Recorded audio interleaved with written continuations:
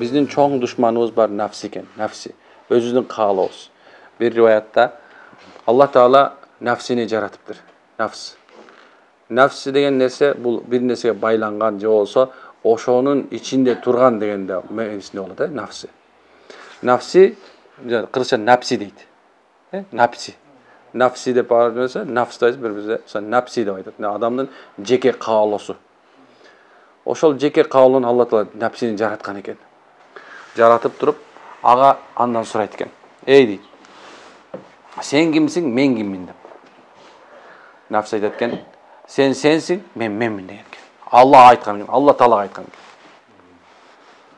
Allah Taala аны тозокко сал дейт. Канча мудан жакшы Allah билет, бирок ошону 100 жыл тозокко салды дейт. Тозокто болгон, субханалла, азапты ушундай болгон нерсеге салып туруп, кайра чыгарды. Чыгаргандан кийин, ey nafs, sen kimsin, men kimmin деп Allah сурады. Байт дейт, ey sen sensin, men menmin депти дагы. Allahu ekber. Акырында эмне кылды дейт, кайра дагы тозокко салды. Дагы 100 жыл күйүздү. Кайра ошондой тозокту бүткүл жаманчылыктарын барын көрсөтүп туруп кайра чыгарганда, kimsin дегенде, sen sensin, men menmin дейт кайра. Башибет дейт. Андан кийин Аллахтын ачуусу келип, дагы 100 жыл тозокко сал дейт. Ал дагы чыгарды. Sen kimsin, men kimmin деген дагы ошентет. Sen sensin, men menmin дейт.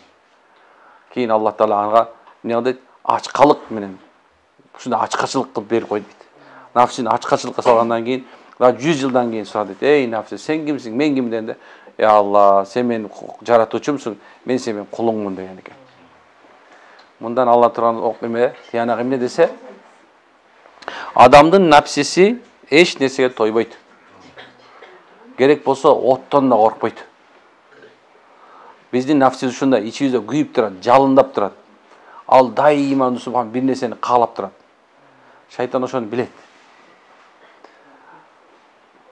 Bir nafs şeytana bilet degenimiz oşol nafsige layıktуу nerselerdi түртүп берет. Nafsiге layıktуу nersени түртүп берет. O adam же olsa nafsinin kulu болот, же nafsi senin kulun болот да. Кийин ал эмне болду? Аны ачкачылыкка салды. 100 жыл салгандан кийин эмне болду? Ал айтты, сен Алла, мен Кудайымсың, мен сен пендеңмин. Көрсө адамга субханалла. Эмнекен ошол nafsini тарбиялаш керек экен. Алла Таала көрсөтүп аткан. Катуулук менен көрдү. Андан кийин сол жумшактык менен да көрсөтүп аткан да. Бирок nafsiге эң чоң оор нерсе эмнекен? Бул анын ушундай бир ачкачылыгы экен. Ачкачылык кайсында десе, ошол дүнүйө ачкачылыгы деле болушу мүмкүн экен. Mesela курсаган ачкачылыгында кедейчилик, же болсо ошол нерсе, ал каалаган нерсени кылбаштык, бул ушундай нерсе экен.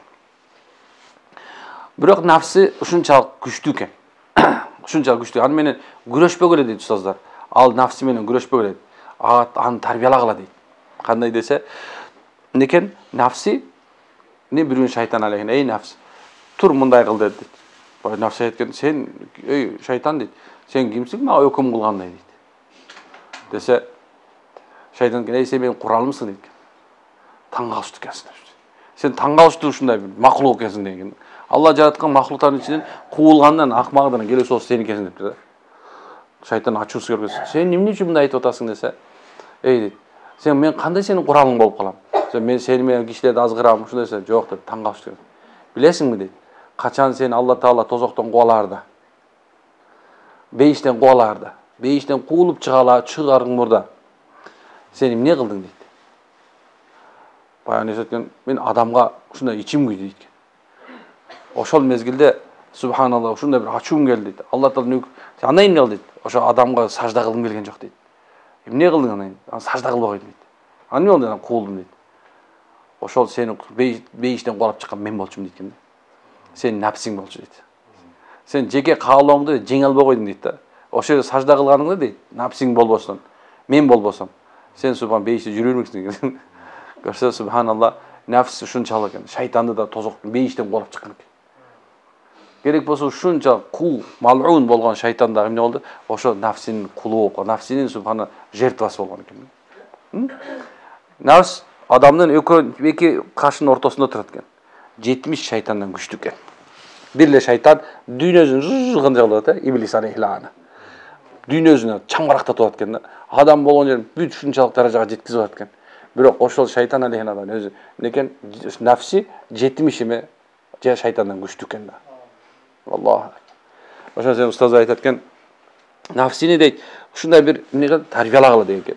Кантип тарбиялап, канткенге кандай болот, нафсини кантебиз дегенде, кантип тарбиялайбыз дегенде, анан устаздардан түшүндүрөт экен. Бир чоң бир аалымдын сөзүнөн баштайын иншалла. Ал айтат, бир күнү нафсим менен сүйлөштүм дейт. Нафсим менен сүйлөштүм. Нафсимге мен айттым дейт. Эй нафс. Эй нафс. Тозокко сен мени күнөө кылдырба дейт экен. Сен мени күнөө кылдырба. Эгерде сен мени күнөө кылдыра турган болсоң, мен тозокко түшөм. Бирок тозокто сен мени менен кошо болосуң. Андан көрө кел, экөөбүз ынтымакташып эле Аллах Таалага сыйына берели деген экен да. Эгер мен бейишке кетип турган болсом, түбөлүктүү бейиште болосуң сен дагы. Эми нафс баш ийип берген экен. Көрсө, нафс ушундай экен. Дегеним, субханалла, жакшы амалдарды өзүң жактырып кыла беришиң керек экен. Биринчи нафси менен тарбияланышыр экен, ушу жакшы эмне, жаман эмнени ойлонуп башташың керек экен.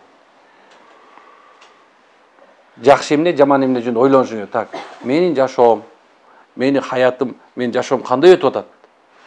Көпчүлүктөр мисалы эртең менен кечке чейин бир соода кылса, анан кийин соодасынан түшкөн прибылга сүйүнөт да турат. Ал сен сүйүнүп аткан жоксуң да. Сен иманың сүйүнүп аткан жок, сен нафсиң сүйүнүп атат да. О, Кудай билсе кайландыра алат экен сени. Нафс сүйүнүп атат да. Бирок нафси эмне кылат экен? Ошол тапкан акчадан садака бердиргиси келбейт экен. Ошол айтат экен, азыр түгөнүп калат деши мүмкүн. Жоксо бердиргиси келбейт экен да. Кара канчалык.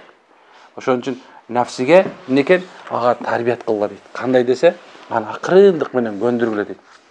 Bir şeyh aytat. Şeyh desele bari etmeske bu alim aytat. Alimdan biri hikmat деген danışmandık Kur'an'da emneke Kitabul Hakim deydi Allah Kur'an'daçı. Kitabul Hakim. Kur'an'ın bir özü atışır eki. Kançalık Kur'an'dı, kançalık şariatты okuy bere turgan bolsoң, adam hakim bolot. Hakim деген danışman bolup başlayt экен. Ушунча илимге тунна жетип, Аллахты тааныган адамдар ошол ушундай бир ойлогондо, сүйлөгөн сөзү дагы кыямат күнгө чейин бардык адамдарга таалим, тарбия болуп кала берет. О жерде отуруп туруп, анан кийин бир нече убакыттан кийин уга анан бир адамдар менен сүйлөшө келсең, башкача болот да. Аллаху акбар. Ошол Хаким айтат экен, данышман айтат экен. Нафси не дейт? Тай кезинде тарбиялап алла дейт. Тай кезинде минип алсаң, кунам мезгилине оңойлуу минип алат экенсиң да. Бирок кунам болгондон кийин мине турган болсоң дейт да. Мине турган болсоң. Аны үйрөтүш оорураак болуп баштайт экен. Бирок качан уже быштуу болуп кеткенде үйрөтүшүң таптакыр мүмкүн болбой калат экен. Эми ошо тай кезинде, кулун кезинде, тай кезинде өзүңөр нафсиңерди минип алгыла дейт. Ал силерди мындай азый болуп мине албай, минип көрдүңүзбү азыйды? Үйрөтүш мүмкүн эмес. Мине албайсың, ыргытат. Ошондой эле субханалла, сенин өзүңдүн нафсиңди кичинекей кезинен эле үйрөнүп, жок азыр үйрөтүп башташ керек экен. Нафсиң качан сени башкарып кала электен мурун эле эмне кылыш керек экен? Аны тарбиялаш керек экен. Нафси жылкы сыяктуу дейт. Аны убагында тай кезинде үйрөтө албасаң, бышты кезинде үйрөтө албайсың деген экен. Эми ошол адамдар нафсиси тарбияланган адам менен нафсиси тарбияланбаган адам айырмасы бар экен. Нафсиси тарбияланбаган адам менен тарбияланган адамдын экөөнүн айырмасы бар экен. Экөө тең бай дейли. Бирок нафсиси эмнекен тарбияланган, бирөө нафсиси тарбияланбаган. Нафсиси тарбияланбаган бай адам эмне кылышы мүмкүн экен? Ал үчүн субханалла ошол акчаны таап, өзү тапты дагы, мен таптым дейт дагы эмне экен? Ошону каалаган нерсесин мен алам, мен жейм, мен ичем. Меники. Рахат алышым керек ушундан дейт салат экен. Ал эми нафсиси тарбияланган адам болсо экен, бул акчаны мага Аллах берди. Туура жолго коротоюн. Үй бүлөмө, бир туугандарыма, жора жолдоштурума. Эми мынекин аны колдонуштун жолун үй билет экен.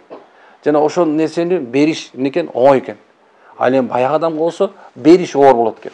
Айтат экен, сен деле кол бутуң бар, иштебейсиңби дейт экен. Айырмасы ушул экен. Эми нафсини кантип тарбиялат десе, кээ бир убактарда өзүңдө мисалы бир садака беришиң да оор болот. Коркосуң, шайтан келип коркутат. Сага деле керек эмес беле. Ошо сен нафси тарбияланган адам субхана аны бериши оңой болот экен. Аллаху акбар. Мындай дейт да, узун бойлуу киши канчалык аракет кылса да боюн кыскарта албайт. Өңү серт киши дейт, сулуу эмес адам дейт, эч качан сулуу болуп кете албайт. Адамдын ички дүйнөсү да ошондой дейт. Эгер мүнөз жаман болсо, аны өзгөртө албайсың дейт. Көрсө, адамдын мүнөзүн өзгөртө алыш мүмкүн эмес экен. Ошо нафси биринчи сенин мүнөзүңдү эмне кылат экен? Өзгөрткөнгө аракет кылат экен. Ушундай эле нерсе. Биз субханалла Аллах Тааланын алдында ошол кыямат күнү Аллахтын алдына барган мезгилде ошо нафсисине берилип кеткен адамдар, нафсиси үчүн чуркалган адамдар эмне кылат экен? Сурак бериш оор болот. Нафси ушундай. Нафсиге эч качан эч нерсе жетпейт. Дайыма эле ушундай бир өзүнүн каалоосу менен, өзүнүн каалоосун кана мындай аткарам деп жүрөт кетет. Бул алсыздар жана акылсыздар болуптур. Пайгамбар саллаллаху алейхи вассалам мүнөзүңөрдү жакшы кылгыла деп айткан. Жапайы ылаачын куш коло үйрөнөт. Сугалак итти олжонун ээсине алып келип, ал эми бишара кылганда кыйынчылык менен алып келген олжонун ээсинин алдына таштай тургандай кылып тарбиялап болот экен. Итти да тарбияласа болот дейт. Ошол эле атты да тарбияласа болот дейт. Ал эми булардын баары кулк мүнөзү өзгөртүү болуп саналат экен. Мисалы, хайванаттын кулк мүнөзү өзгөрөт экен. Караса? Бирок адамдын кулк мүнөзү эмне экен? Өзгөрбөйт экен. Бирок аны бурса болот экен. Хазирет Умар радhiyallahu anhu кандай болгон? Хазирет Умар радhiyallahu anhu ушунча катуу, ушундай бир бекем адам болгон да. Аны бир эмеде келет экен, ушундай бир базарга кирсе, сөзсүз бирөөнү урушуп чыгат экен, жосо бирөөнү ушундай катуу азланып чыгат экен. Дагы бирөөлөр айтат экен, аны базарга киргенде сөзсүз бир баш тээп чыкчы дегенде бар да. Ушунчалык эркек болгон, ушундай эркекмин деген да. Качан исламга келгенден кийин, мурун мусулмандарды жек көрүп аткан болсо, мусулман боло электен мурун. Эми тескери качан мусулман болгондон кийин капырларды жек көргөт дейт да. Бирок устаз айтат, капыр мусулман деп бөлбөстөн адамдын жаман амалын жаман көрүш керек экен, бирок адамдын өзүн жаман көрбөш керек экен. Адамдын капырлыгын жаман көрөбүз, бирок анын адамды жаман көрбөйбүз. Биздин мусулман ушундай лозунг менен чачыш керек. Бирөө сен жаман ушуну көргөн болсо, анын жаман адаты калпычыбы? Калпын жаман көр, бирок адам өзүн жаман көрбө. Калпычы ал деп аны менен эмне албаш керек? Кол үзүп коюп, же болсо аны кучактап жүрүштүн кереги жок экен. Субханалла. Ушундай нерсе. Качан биздин нафсибиз дейт, азо мындай кумарга кирип кеткенде, адам нафси кумарга кирип кеткенде, ушу бир нерсе кызууга кирип алганда, аны чыгарыш өтө оор экен да. Бирок ошол тарбия жолунда кире турган болсо бир адамчы, нафсисин тарбиялоого, анда кандай кылыш керек десе, ошол адамдар жакшы чөйрөгө кошуш керек экен.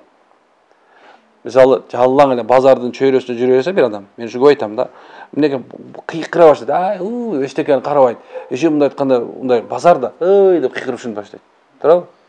Мисалы, бир эме мындай телефон менен сүйлөшүп атканда байкасаңыздар, автобуста да кээ эле маршруткада бакылдашып кете берет да. Эмне бар, эмне жок, ал мындай өзүм да бир мындай 11-ci iPhone көтөрүп алса эле бир мындай эме көрүп алышы мүмкүн да. Ошол адамда субханалла мындай бир мындай кандай десем бир мүнөз туулуп калган да, мүнөз жаралып калган андачы. Ал уябайт, сразу бул базарда иштейт экен деп койушу мүмкүн да. Же болсо субханалла мындай тарбия көрбөптүр деп койсоң болот. Туурабы? Анткени мисалы жөн эле айтып койсот да, мен эмеде автобуста кетип баратам, же маршруткада кетип баратам, анан ары чалайын. Карасаң, бир эле сөз.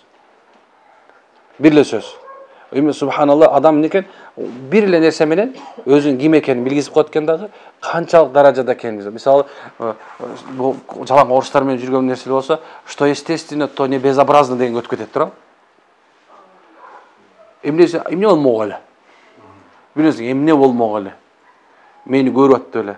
Менин эмне иши бар деген сөздөр, бул ошол нафсисин ооздуктай албаган адамдардын сөзү. Нафсини ооздукташ же болсо тарбиялаш үчүн, кой, эл эмне дейт? Кээ бирөө айтат, мындай, эл эмне дейт деп жашабаш керек деп. Туура, эл эмне деп жашабаш керек, бирок көп убактарда субхан ушул нерсени айтуу да бизге зарыл. Мен Аллахым ушул жерде мезгилде менден эмнени талап кылып атат дегенде суроо болушу мүмкүн, Бирок ошол мезгилде намаз окуган адам ошол элге каршы чыгып сүйлөй албайт да, туурабы? Ошол эл эмне дейт дегенде нерсе болуш керек. Намаз оку, ордоң тут, ошол мезгилде субханалла шариятка каршы келбей турган болсо, ошонукуна бар, ошол нерсе эме кыл, ошол эл менен болуп туруп ошондой эле мисалы көп адамдар жанакындай бир эл эмне дейт дегенди же болбосо мындай ушул туура эмес го деген нерсени нафсисин ооздуктап алган адамдар дайыма кыла берет экен. Семичкеси чагыды эле керек болсочу, семичкени чагып турасың, мейли базар болсун ошол жер. Кандай болгондо дагы эмне ошол шариятыбызда семичкени чагуу өзү улусат эле нерсе, тамак ал. Бирок ошону көчөгө мону ыргытып башын мәкрү дейт алымдар. Карасаң, адамдын нафсисине жараша анын мүнөзү калыптанат деген сөздү айткым келип атат да. Сен кайсы нерсе менен нафсиң кайсы нерсеге көнүп калган болсо, ошол нерсени сыртыңдан көрсөтөсүң. Жалаң айылда айдап жүргөн, машина айдап жүргөн кишилерди карасаң, жалаң машина айылда айдап жүргөн киши. Мисалы, мейли кандай бир жакшы машина отурган болсо да топурак боюнча шаардын ичинде жүрө берет туурабы? Бирок дайыма шаардын ичинде айдап жүргөн киши машинасын таза кармай карасаң, айырмасы бар. Бул нафсиялык иш, бирок ошондо эле сен ким экениңди ошол нерсе белгисип коет да. Ошол бул нерсе айтайын дегеним нафси мындай бир кумарды жакшы көрөт. Кумар дегеним ар кандай болот, көрүнүшү ар кандай болот. Ал кумарланып жашагысы келет. Ошол кумарыңды тийиш үчүн эмнекен пайгамбар саллаллаху алейхи керек болсо, бир жигит келип, "Я Расулулла, мен деген ушундай бир магълусат бер, мен зына кыла берейин, ойноштук кылып жүрө берейин" деген эмне кылды? Пайгамбар саллаллаху алейхи "Кой, токтот" деди.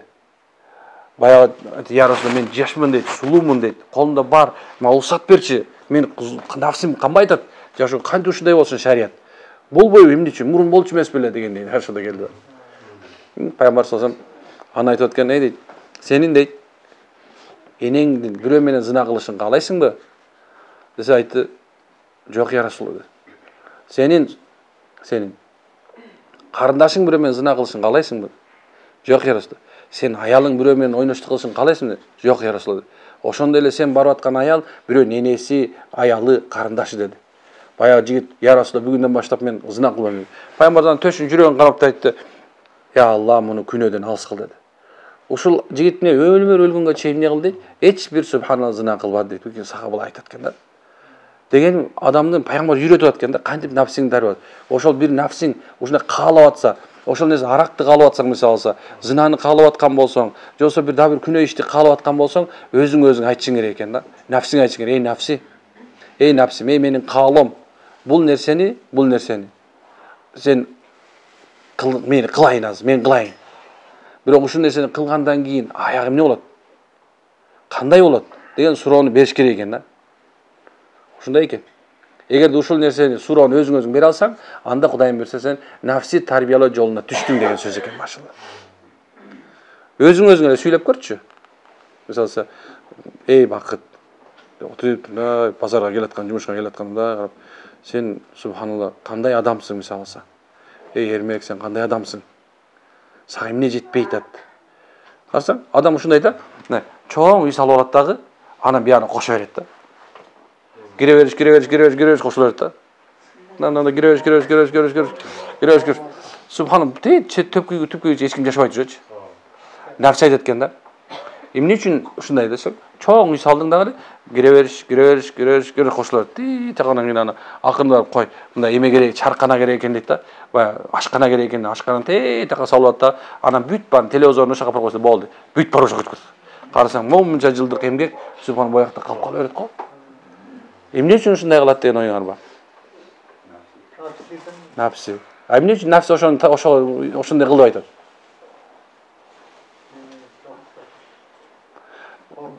Жок, андан эмес.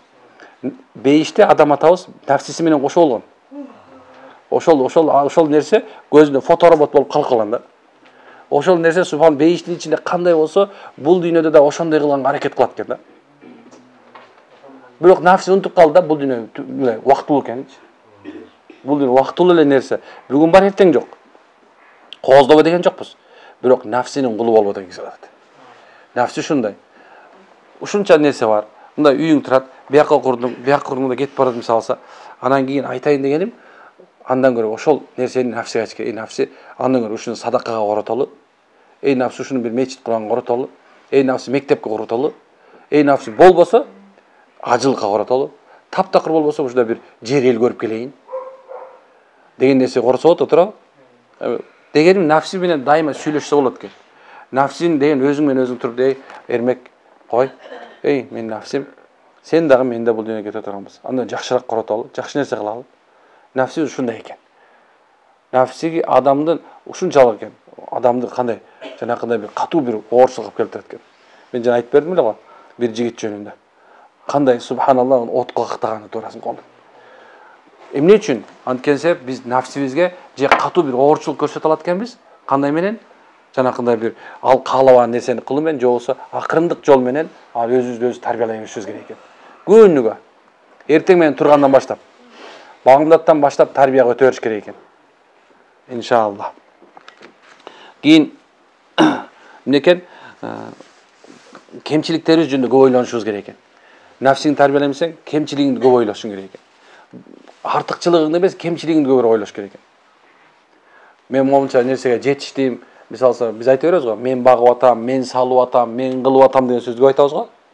Ошол nafсиге жагат экен да. Мен эле дептирип берет экен. Бирок ошол эмеңде, ошол мезгилде, ошо кемчилигиңди эстесең, кантип таап келип салдың ошону? Жатка мененби, алып келдиңби, же дагы бир урдап келдиңби, дагы бир нерсе алып келдиңби? Кандай жол менен салдың? Кантип? Ошол көзүңдүн кемчилигиңди көп ойло, субханалла. Бул дүйнөнүн рахатына, бул дүйнөдө субханалла өзүңдү көтөрүлүштөн, өзүңдү nafsиңди тойгузуштан тартат экен. Кемчилигиң жөнүндө көп ойлонуш керек экен. Кемчилигиңди субханалла, бирөөнү күнөөлөгөн үйрөнгөнбүз да туурабы? Ай, ушул болбосо мен жашоом оң болмок дейбиз го. Жок, андай эмес. Мен болбосом тигинин жашы болсо жакшы болмок деген сөз болуш керек да. Nafsiге бул жакпайт экен. Nafsi айткен, мен жакшы болгон үчүн тиги жакшы болду деп ойлойт экен. Жок, андай эмес. Мен жаман болгон себебинен, мен жаман болгон. Тиги жаман болду, тиги жаман болгон себебинен бул жаман болот. Ушундай экен. Өзүңдү биринчи субханалла кемчилигиңди үйрөнгөн керек экен. Кийин ошондо гана момундар ийгиликке жетет экен. Өзүнүн кемчилигин, мүнөзүн оңдогонго аракет кылсаң, nafsiге жеңет экенсиң, ошондой эле субханалла өзүңдү кемчилигиңди көрүү менен өзүңдү өзүң тарбиялайт экенсиң, nafsiңди тарбиялайт экенсиң иншалла. Hareket kılavuzmu? Allah razı olsun. Subhanallah. Aşhadu an la ilahe illallah ve etûbü ileyk. Allah razı olsun.